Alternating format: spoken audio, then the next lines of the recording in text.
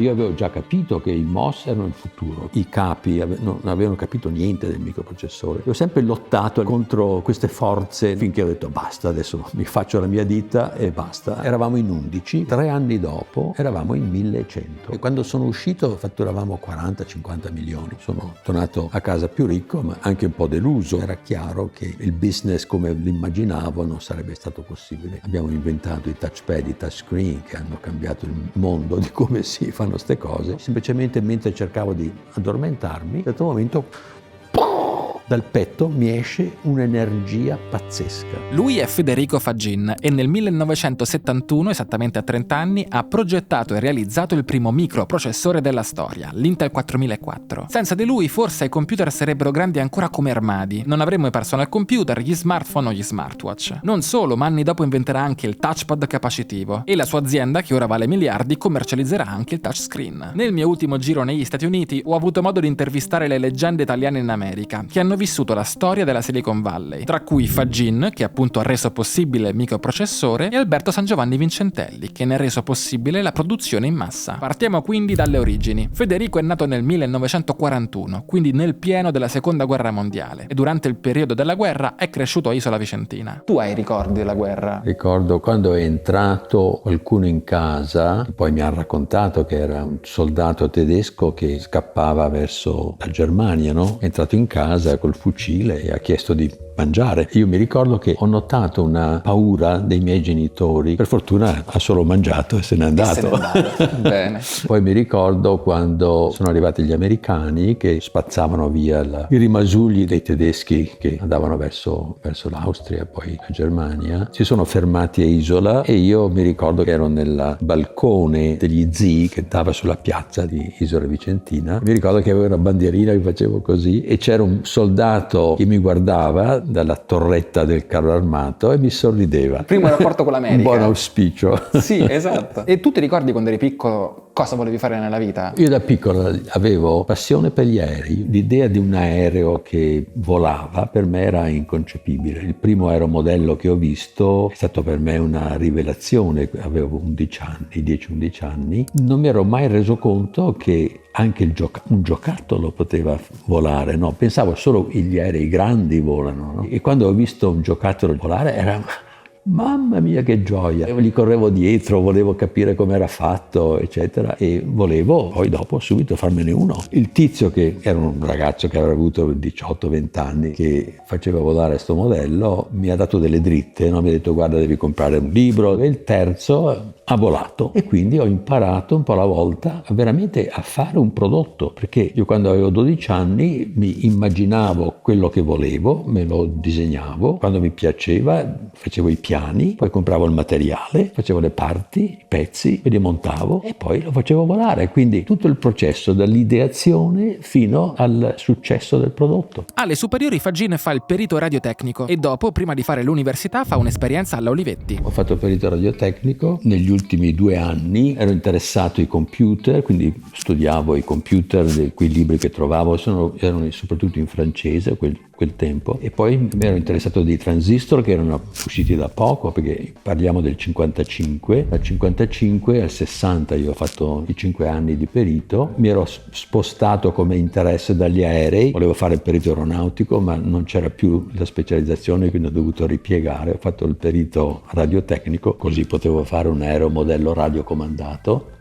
Quando mi sono diplomato ho avuto alcune offerte di lavoro, ho scelto l'Olivetti, ho imparato bene i transistor, ho imparato bene i computer, come funzionano eccetera, e poi sono stato assegnato un progetto. Fortuna ha avuto che il mio capo si è fatto male, a un certo momento bisognava finire il progetto e mancava 2/3 del progetto e mi ha detto leggi questi libri, quando torno vediamo insieme come progettare il resto del computer. E quando è tornato avevo già progettato il resto del computer, gliel'ho dato, dopo una settimana dice sì va bene, costruiscilo. L'ho costruito un piccolo computer sperimentale e io l'ho costruito, avevo 4 tecnici che lavoravano per me e ha funzionato. Questa esperienza veramente mi ha proprio indirizzato per il resto della vita, devo dire. Senza quell'esperienza lì non avrei potuto fare quello che ho fatto dopo. Per esempio il microprocessore non avrei potuto farlo. Dopo l'esperienza all'Olivetti però Fagin va all'università ed è curioso di capire come funzionano i transistor, non da un punto di vista ingegneristico, ma da un punto di vista fisico. E quindi ho voluto fare fisica invece di ingegneria, perché in ingegneria capivo come si fanno le cose, quindi non avevo bisogno dell'ingegneria che è più applicazione, volevo andare a fondo sulla teoria e quindi ho fatto fisica. Poi ho lavorato quindi alla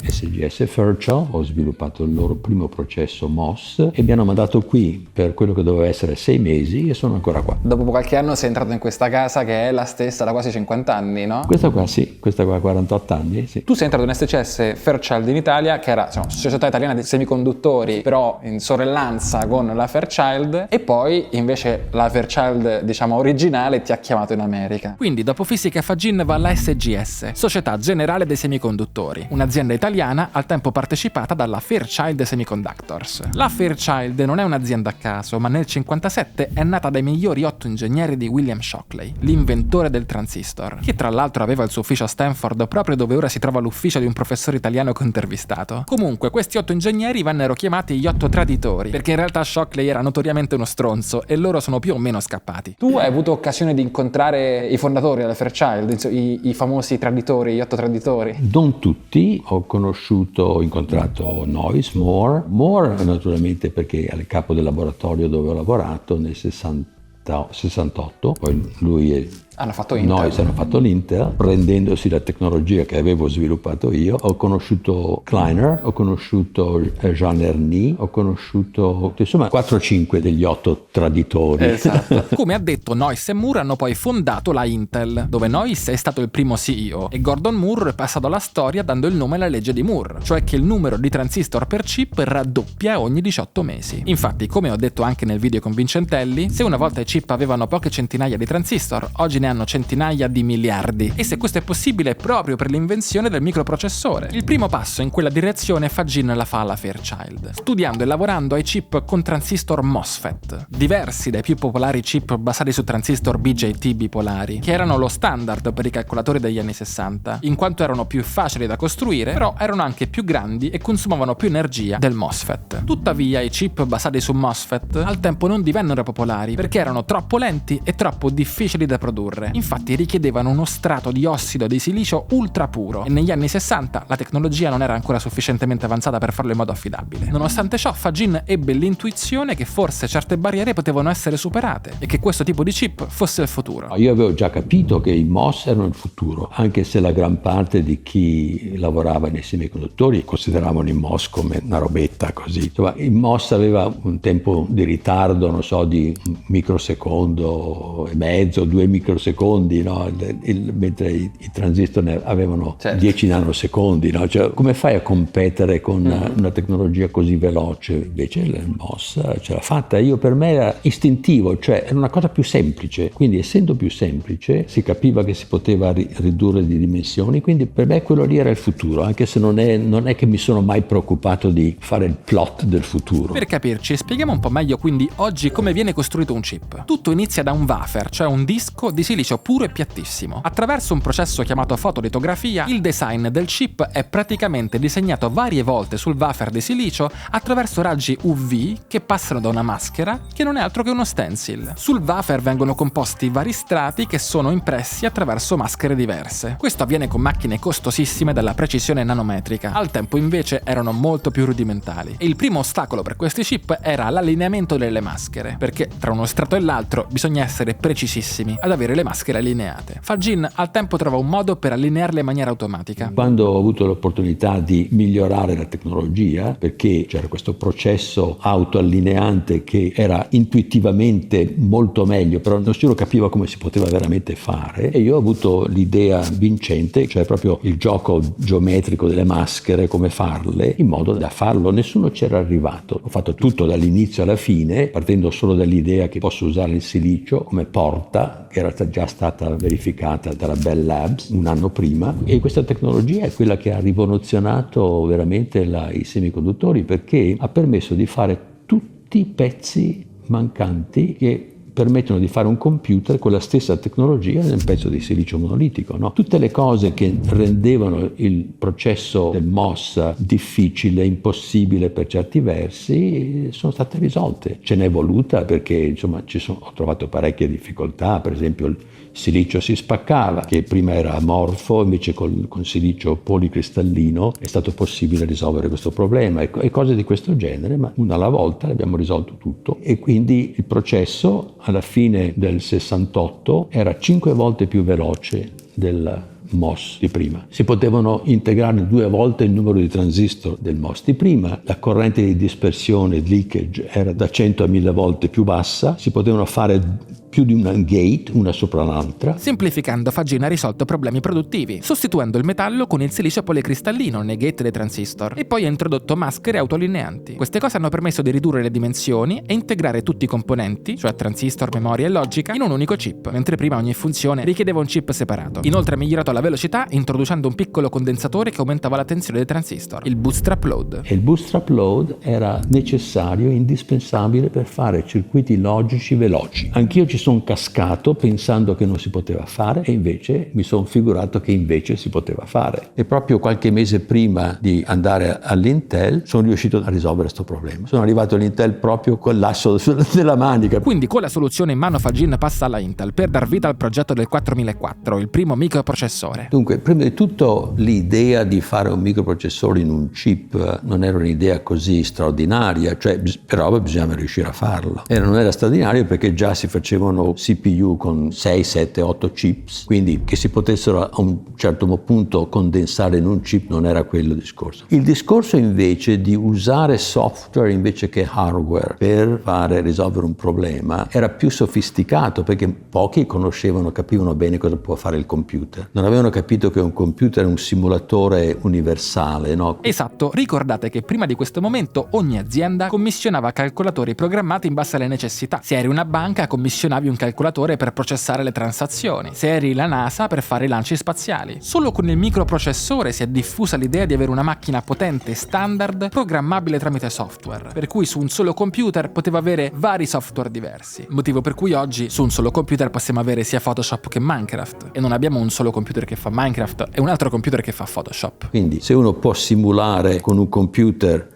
un sistema e se può simularlo in tempo reale, se il computer costa quasi niente, può essere conveniente usare il computer invece di fare un sistema dedicato per risolvere il problema. È il concetto di digitale. Sì, e l'azienda che per prima ha commissionato il 4004 alla Intel si chiamava Bisicom, un'azienda giapponese che faceva calcolatori e aveva intuito fin da subito il concetto di macchina programmabile. Questo concetto era inerente del progetto della Bisicom. Infatti la Bisicom aveva capito che loro avrebbero potuto fare una serie di calcolatori, cash register, quindi avevano progettato un computer loro stessi che loro pensavano si potesse realizzare con 7 chip diversi, di cui 3 erano un CPU e gli altri erano memoria ROM, la memoria RAM non esisteva ancora e con questa struttura loro facevano un investimento molto più grosso la prima volta, però dopo questi stessi chip potevano essere utilizzati per fare tutti gli altri prodotti. Gli altri prodotti si facevano molto più in fretta, semplicemente cambiando il software. Come dice Fagin, in realtà l'idea di rendere chip programmabili era già nell'aria da tempo, ma la vera difficoltà stava nel riuscire a costruirli. E anche una volta costruiti, quest'idea ci ha messo tempo a prendere piede, anche perché chi già produceva invece circuiti personalizzati per le aziende aveva tutti gli interessi di continuare a farlo. Ecco, questo ci è voluto tempo, perché a quel tempo, soprattutto le ditte che facevano MOS, facevano circuiti integrati custom e quindi avrebbero perso il loro business e dicevano che era quella la direzione, no? Quindi io mi ricordo ancora che il capo della American Microsystem, il CEO, quando ha saputo che noi stavamo facendo un microprocessore per sostituire i dispositivi custom, ha detto: chi crede che di riuscire a fare una roba del genere è pazzo. Mi sono messo la quote, no, nel mio ufficio, perché era chiaramente l'idea che un po' che c'era. Già la 4004 ha avuto successo già con il business della Bisicom, che era il cliente inizialmente esclusivo, poi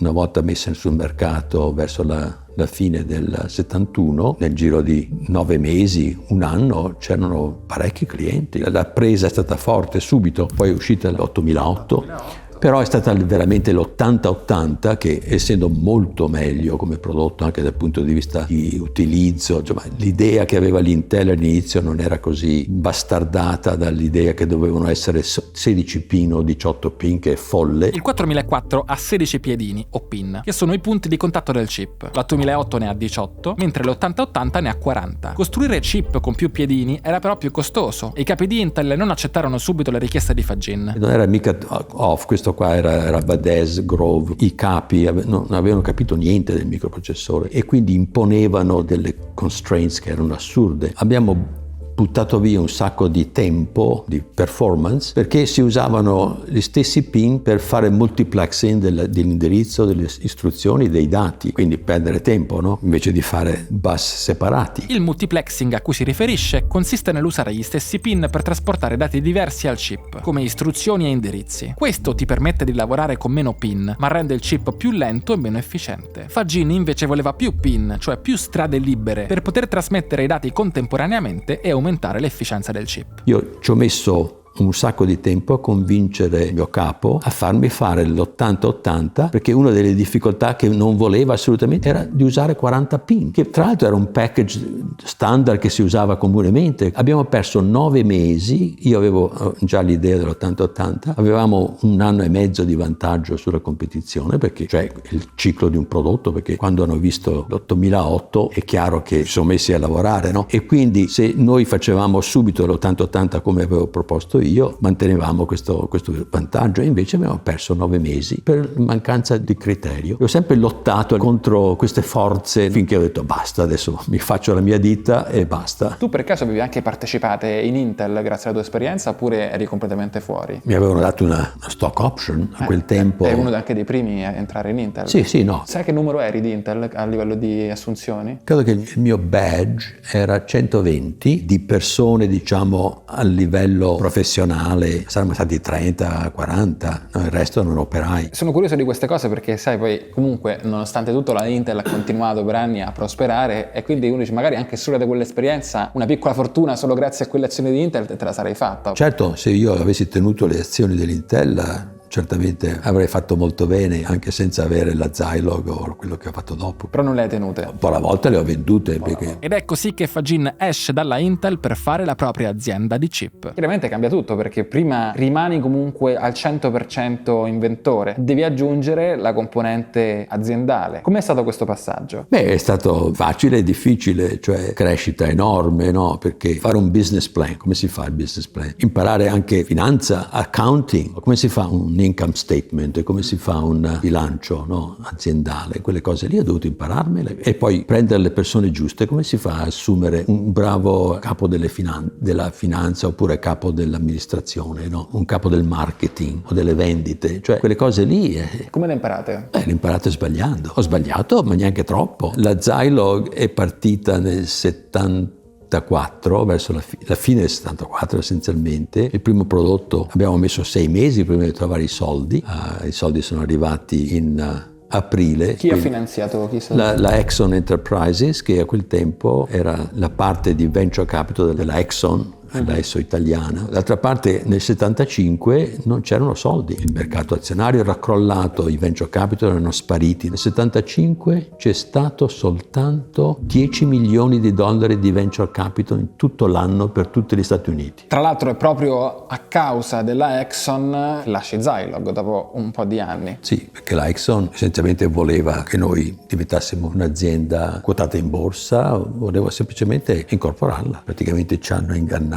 È successo che la Exxon ha forzato la Zilog a entrare dentro la Exxon. Fagin voleva invece che la Zilog rimanesse autonoma e quindi se n'è andato. Inoltre la Exxon non è stata brava a gestire Zilog, tanto che poi l'ha venduta ad un'altra azienda. C'era l'idea, per esempio, la Exxon è che un bravo manager può managere qualsiasi cosa, no? Non è vero, soprattutto nel campo della tecnologia. Se questo manager non capisce niente del mercato, della tecnologia, anche se sa manage, non capisce niente e quindi prende decisioni sbagliate. Comunque la Zilog è stata una scuola di vita ditta importantissima per me, anche perché nelle relazioni col mio partner abbiamo avuto delle difficoltà, però allo stesso tempo la ditta ha avuto molto successo e ancora adesso è stata comprata, ma vive ancora come divisione. È stata rilevata poi. Sì, era rilevata, ma la Z80 è diventato il microprocessore più popolare tra gli anni di 8 80. bit più importante mai fatto, perché soprattutto ha insegnato a una generazione di ingegneri come usare i microprocessori, era insegnato in tutte le scuole, insomma era veramente un microprocessore che ha avuto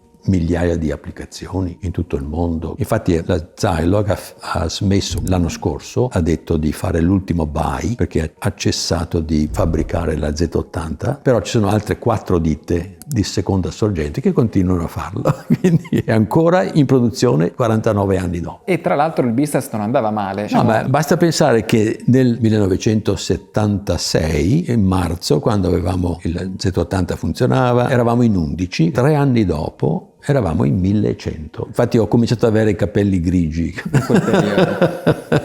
Bisogna pensare però che a quel tempo fatturare 10 milioni era come 80 milioni adesso. Credo che quando sono uscito fatturavamo 40-50 milioni, nell'80 forse 60 milioni. Comunque Fagin fa la sua exit nel 79 a 38 anni, portandosi a casa quanto bastava per essere a posto per la vita. L'Exxon si compra le 2 quote fondamentalmente. Sì, si è comprata la mia quota e io sono tornato a casa più ricco, ma anche un po' deluso perché mi aspettavo diversamente. E tu già a quel periodo fondamentalmente avevi realizzato il sogno di molti, cioè vendere la propria azienda, che è un po' il culmine del sogno di molti imprenditori. E infatti, come hai anche scritto, eri a posto per la vita. Eppure hai deciso di fondare un'altra azienda. Signet Technologies a quel punto, quella che ha fatto quel telefono intelligente. Che tra l'altro hai anche presentato a Steve Jobs, giusto? Sì. Allora raccontami quell'esperienza. Questo prodotto è uscito nell'84, all'inizio dell'84. Come mai, subito imbarcarti in una nuova... Sì, ho preso 3 mesi di vacanza, ho cercato di capire cosa volevo fare, sono tornato in Italia, l'unica vacanza lunga che ho fatto. Credo che avevo un paio di mesi di vacanze mai prese dall'Intel. Pensandoci, a quel tempo cercavo di capire cosa volevo, ma c'era anche qualcosa che non andava, volevo capire come mai questo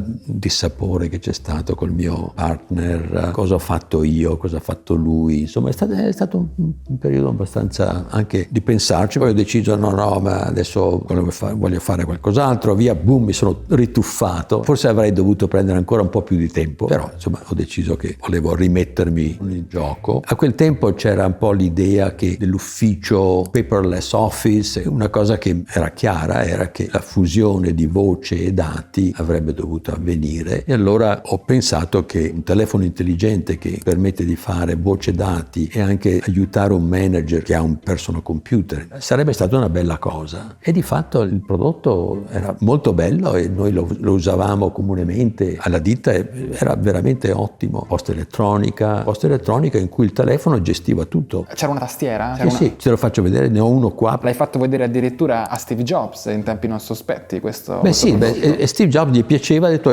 è troppo grande, troppo grande. Tra l'altro io sono sicuro che questo prodotto ha ispirato l'iPhone, perché era proprio quell'integrazione che nessuno poi ha fatto mai e lui l'ha fatta con l'iPhone. Forse BlackBerry qualche anno prima. Sì, ma non era... BlackBerry era più email per i businessmen, non aveva mica tante di queste facilities. E chi finanzia questa impresa? Qualche mese prima che noi introducessimo il prodotto, la AT&T è stata dismantlata e questo ha frozen tutto il mercato delle telecomunicazioni. Nessuno voleva toccare un nuovo telefono. È l'antitrust che l'antitrust dell'84 che ha rotto le operating company, no? E questo ha bloccato tutto per 2 o 3 anni. E quindi abbiamo cercato di vivacchiare un po', ma poi insomma abbiamo venduto la ditta. Non è stata, a differenza di Zilog, non ti ha fatto una fortuna questa esperienza? No, ho imparato alcune cose, però a dire la verità è stata un'esperienza difficile perché... Quanti anni è durata questa esperienza? Dall'82,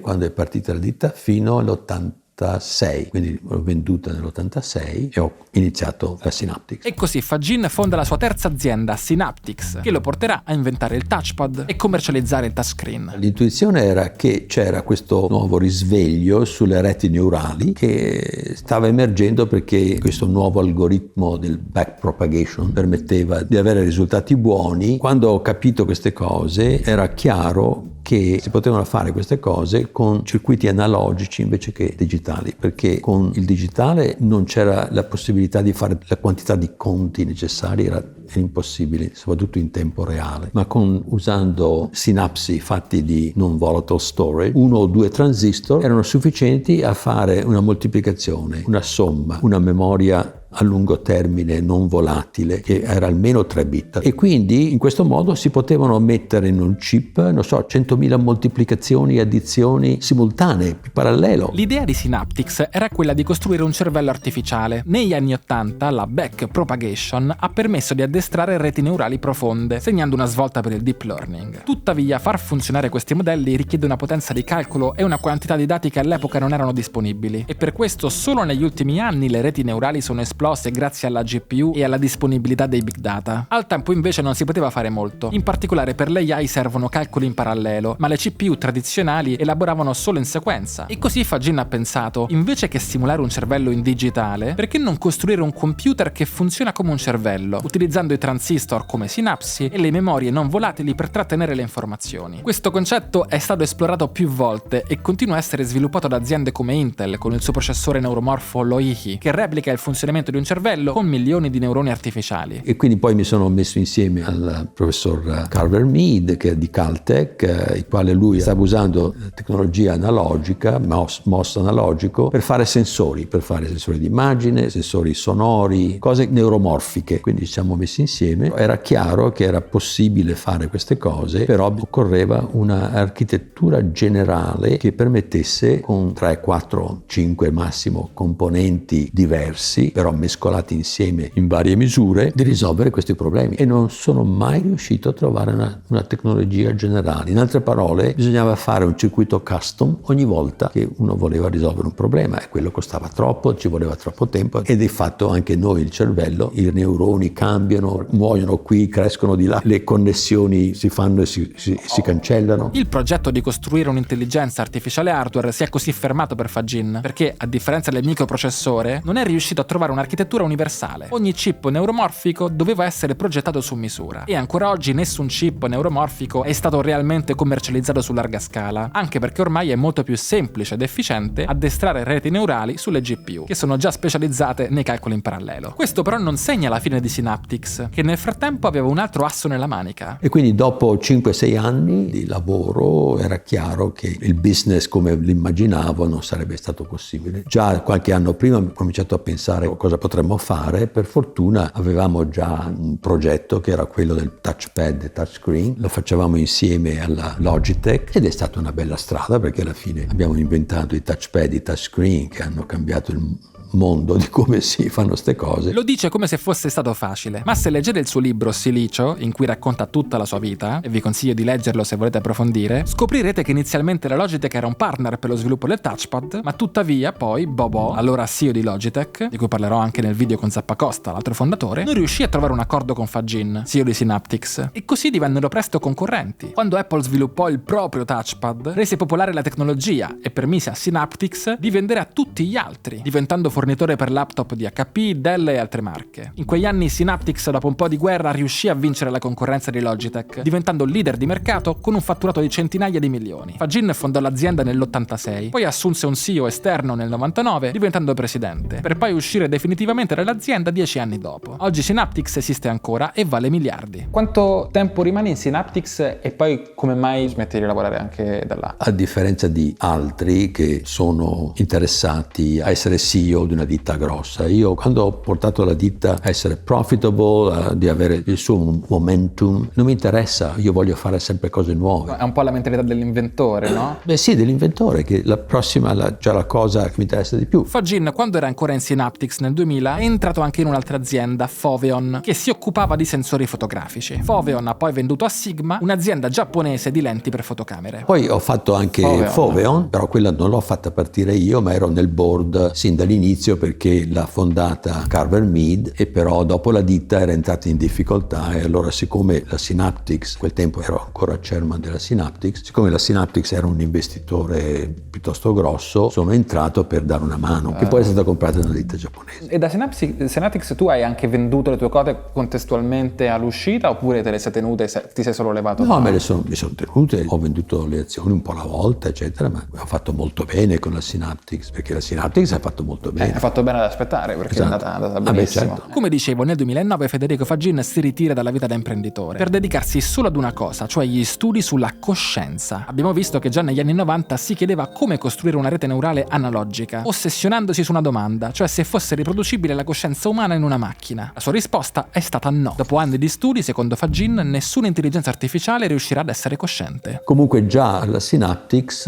nel 90 ho avuto un'esperienza straordinaria di coscienza che mi ha cambiato la vita. Già da allora io ho cominciato a cercare di capire che cos'è la coscienza, come funziona, cos'è il libero arbitrio, esiste, no? Legate naturalmente anche a un percorso personale, spirituale, e questo mi ha portato in una direzione diversa e adesso devo dire per la prima volta nel mondo c'è una prima teoria sulla coscienza, sul libero arbitrio, che spiega che coscienza e libero arbitrio non sono possibili per un computer. Perché oggi la gran parte degli scienziati credono che magari fra 20 anni, 30 anni, 50 anni lo sono. Invece no. Addirittura ci sono aziende che dicono pubblicamente stiamo lavorando per fare l'intelligenza artificiale generale, stiamo lavorando per fare la singolarità. Che detto da un'azienda magari anche for profit è una cosa un po' spaventosa da ascoltare. Certo che no? è spaventosa. Spiegami come mai invece secondo te una macchina non potrà mai avere coscienza. Perché la fisica classica non può spiegare queste cose. La fisica classica è la fisica degli oggetti che si muovono nello spazio-tempo e che si comportano deterministicamente. Ci sono regole, ci sono leggi e queste leggi permettono di predire il futuro. Mi sta dicendo che la fisica classica è deterministica. Se io sapessi tutte le proprietà fisiche di un oggetto, potrei predirne il futuro. Però se tutto è determinato, vuol dire che il libero arbitrio è un'illusione e anche la coscienza è un'illusione. Sono solo segnali elettrici nel cervello. Secondo Fagin, la risposta sta nella fisica quantistica, che infatti non è deterministica. Le particelle assumono la loro forma fisica solo quando le osserviamo e lo fanno in maniera casuale in quello che in gergo si chiama collasso della funzione d'onda, cioè l'onda diventa particella. In realtà io ho messo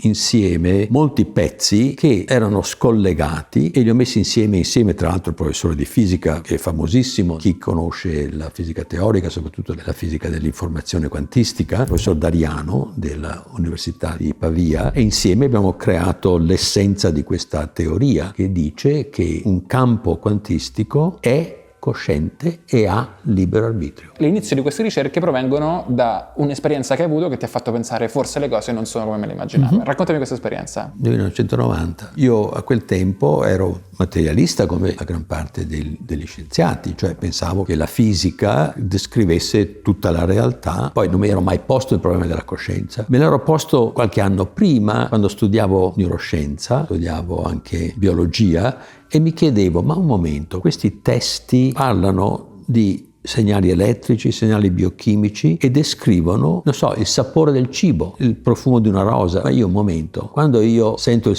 profumo di una rosa, come fa il profumo della rosa essere uguale ai segnali elettrici del cervello? Ho scoperto quello che poi è stato chiamato il problema difficile della coscienza da un famoso filosofo che è diventato famoso per questo, si chiama David Chalmers, ha scritto dei libri. A quel tempo poi quindi avevo capito che c'era qualcosa che la neuroscienza non spiegava. Allora io, da bravo San Tommaso, ho deciso di provare a capire come potrei creare un computer, un robot, una struttura informatica che è cosciente. Gli scienziati dicono è una proprietà emergente, se la cavano così. Ma io ho detto un momento, io finora avevo creduto che la materia potesse spiegare la coscienza, ma devo trovare il meccanismo. Come la facciamo emergere? Come funziona? Quindi io mi sono preoccupato di questo e più ci pensavo, più impossibile il problema era, perché in fisica non c'era nulla che poteva fare l'effetto delle sensazioni e sentimenti. Da dove vengono le sensazioni e sentimenti? Non c'è niente nella fisica che possa indicare sensazioni e sentimenti. Per capirci, ad oggi una delle teorie più comuni è quella del fisicalismo, che afferma che ogni fenomeno, comprese le nostre sensazioni, possa essere ricondotto a fenomeni fisici. Ad esempio, il profumo di una rosa sarebbe semplicemente un segnale inviato al cervello. Quindi, se creiamo una macchina in grado di distinguere gli odori attraverso gli stessi segnali, possiamo forse dire che la macchina sta davvero sentendo il profumo di una rosa? Un fisicalista risponderebbe di sì. Chi invece crede nel metafisico direbbe che c'è qualcosa di più, che la sensazione di sentire va oltre il semplice processo fisico e i semplici impulsi neuronali. Questo è un dilemma importante nel campo dell'intelligenza artificiale. Quando è che ChatGPT potrà essere definita cosciente? Secondo molti scienziati, la coscienza sarà una proprietà emergente di reti neurali sempre più complesse. Tuttavia, secondo Fagin, non basta solo questo. A quel tempo non ero contento di me. Avevo raggiunto tutto quello che il mondo dice che se uno lo raggiunge deve essere contento, e invece non ero contento. E allora, what's wrong with this picture? Questo problema era un problema che mi assillava e volevo capire. E quindi in questo clima, diciamo, di voler capire, ho avuto un'esperienza straordinaria che è avvenuta mentre ero in vacanza al lago Tao. Avevamo una casa dove andavamo a sciare durante le vacanze di Natale e con la famiglia. Una notte mi sveglio, torno a mezzanotte, avevo sete, sono andato a prendere un bicchiere d'acqua, torno a letto, semplicemente mentre cercavo di